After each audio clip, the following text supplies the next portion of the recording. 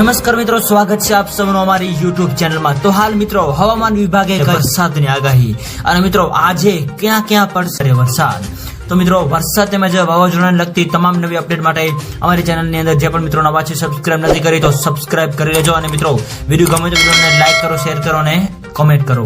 તો હાલ મિત્રો હવામાનની સૌથી મોટી આગાહી અનુસાર આગામી 3 દિવસ રાજ્યની અંદર વરસાદની આગાહી વ્યક્ત કરવામાં આવી રહી છે, જેની અંદર મિત્રો સૌરાષ્ટ્ર, દક્ષિણ ગુજરાત અને મધ્ય ગુજરાત તેમજ ઉત્તર ગુજરાતના અલગ અલગ વિસ્તારોની અંદર વરસાદની આગાહી સાથે તો બીજી બાજુ કચ્છ જિલ્લાની અંદર પણ હળવાથી મધ્યમ વરસાદની આગાહી જે છે એ વ્યક્ત કરવામાં આવી રહી છે।